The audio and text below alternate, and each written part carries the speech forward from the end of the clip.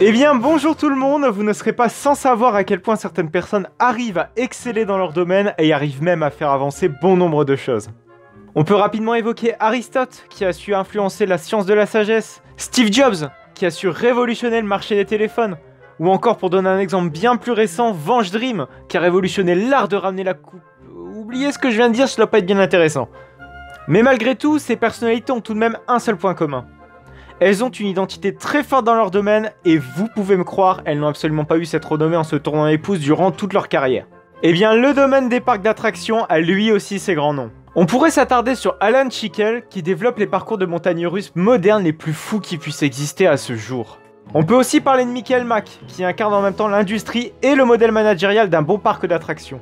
Mais on en a déjà beaucoup trop parlé dans ma précédente vidéo que je vous invite d'ailleurs à aller voir si ce n'est pas déjà fait.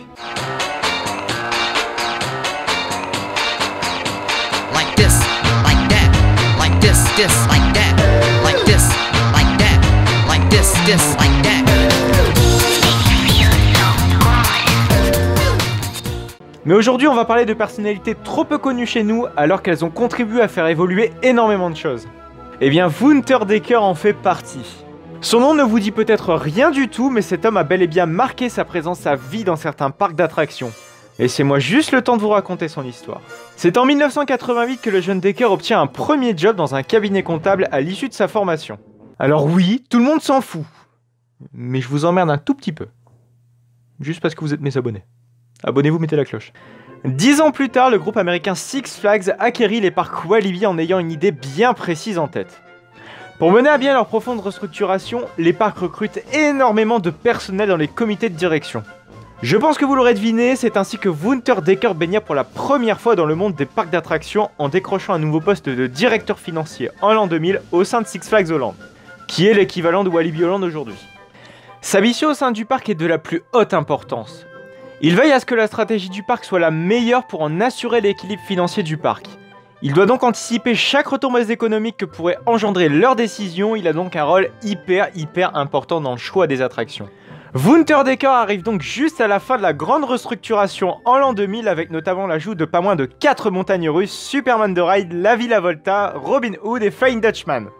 Alors évidemment ces attractions sont devenues méconnaissables aujourd'hui puisque Superman the Ride est devenu Express, la Villa Volta est devenue Speed of Sound, Robin Hood est devenu Untamed et Flying Dutchman est devenu Tiger Express qui a été déplacé à la mer de sable. C'est pour la saison 2001 que Wouter Dekker et ses collègues réfléchissent à l'installation d'une toute nouvelle montagne russe dans le parc. Le projet aurait dû être un prototype de shuttle coaster construit par Vekoma avec des trains tournants. Mais le projet sera finalement mis aux oubliettes jusqu'en 2011 avec Big Air à Taïwan qui verra le jour près de 10 ans plus tard après les premières esquisses. A la place, c'est pour la saison 2002 que Wouter Dekker réfléchit à un autre projet beaucoup plus ambitieux, c'est celui du Mega Coaster. Et oui, c'est ainsi que Goliath arrivera sur ces terres néerlandaises pour devenir le plus mythique des Mega Coasters Intamin du nord de l'Europe. Dès 2004, pour pallier aux difficultés financières du groupe, Six Flags souhaite finalement se séparer de tous ses parcs acquis en Europe. Et ce sera le groupe Star Parks qui reprendra la totalité de ses parcs en redonnant leur licence d'origine. Le nouvel acquéreur change donc Six Flags Holland en Walibi World avec la disparition de toutes les licences appartenant à Six Flags.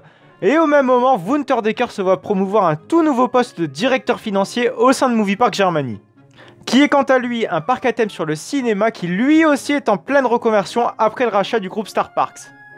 À son arrivée, Wouter Dekker découvre le désastre qu'est Movie Park Germany. Un parc mal entretenu, peu attrayant, qui attire de moins en moins de monde. Un parc qui coûte beaucoup trop cher au groupe Star Parks. C'est d'ailleurs le parc qui en a le plus souffert du groupe. Beaucoup d'attractions perdent leur thématisation d'origine, en majeure partie sous la licence Warner. Les attractions doivent donc changer de thème en urgence, on voit donc par exemple la disparition du coaster en bois Wild West pour se convertir en Bandit, ou encore le SLC VKK Eraser qui passe à MP Express sans le moindre prout de théma. Quelques années plus tard, le groupe Star Parks a pour volonté de se retirer totalement du monde des parcs d'attractions. Les autres parcs trouvent alors repreneurs, sauf Movie Park Germany qui reste invendu. Il n'attire absolument plus personne, même pas un repreneur. L'avenir du parc est à ce moment-là plus qu'incertain. Les mois passent, le parc voit alors son actuel directeur abandonner l'affaire. Le parc est à ce moment-là au plus bas, on parle d'une faillite même imminente. C'est en comptant sur la motivation de Wouter Dekker que le groupe lui donne les manettes du parc en 2007. Il devient alors le directeur général de Movie Park Germany. Son poste n'est pas si différent que celui de directeur financier. Désormais, c'est à lui qu'appartiennent les décisions finales, il est désormais plus simple pour lui d'appliquer ses idées. Aux commandes du parc, Wouter Decker apporte un grand plan pour préserver Movie Park. Il développe toute une zone qui remplacera Cop Car Chase, un dueling Intamin dans un très mauvais état, par Santa Pier Pier, rappelant les pontons avec leur zone de loisirs typique nord-américain. Une nouvelle zone pour enfants aussi verra le jour, thématisée sur des personnages de Nickelodeon. C'est avec ces gros investissements que le parc reprend du poil de la bête, c'est le début d'une toute nouvelle ère pour le parc. C'est en 2010 que Movie Park Germany trouvera enfin un repreneur avec Park El Reunidos qui prendra en main le parc avec toujours Wouter Decker au poste de directeur général. Dans sa lancée, il apporte au parc la très belle montagne russe indoor Van Helsing Factory en 2011 et l'immersive tunnel Lost Temple en 2014. Je pense qu'on peut le dire, Wouter Decker a réussi son objectif de redresser Movie Park Germany. Au même moment, à quelques kilomètres de là, Attractipath La Raren, un autre parc du groupe Reunidos, est dans une situation très critique. Le petit parc d'attractions était dirigé par Angélique Clark. Cette femme n'a été que très peu compétente pour le parc, elle n'a pas su organiser ses équipes, des incompréhensions régnaient entre le personnel. Elle a également menti sur le nombre de visiteurs et des attractions majeures furent remplacées par les attractions pour enfants pour diminuer les coûts. Wouter Decker est appelé à sauver le parc en remplaçant Angélique Clark en 2014. L'objectif du nouveau directeur est clair, faire table rase sur des erreurs du passé pour redonner de la modernité à Slararen tout en apportant des investissements cohérents. Wouter Decker remplace notamment l'ancienne piscine qui était dans un état pitoyable pour un grand complexe aquatique, l'Aqua Mexicana. En 2017, il remplace l'ancienne montagne russe Thunderloop après plus de 37 ans d'activité par un multi-launch coaster du constructeur Gerstlauer, l'imposant Gold Rush. Énormément d'améliorations et d'ajouts sont appliqués durant toute la période de sa direction. En très peu de temps, Wouter Decker a réussi une nouvelle fois à redresser la barre d'un nouveau parc qui se trouvait dans un très mauvais état. Il est acclamé comme étant le sauveteur des parcs d'attractions au bord de la faillite.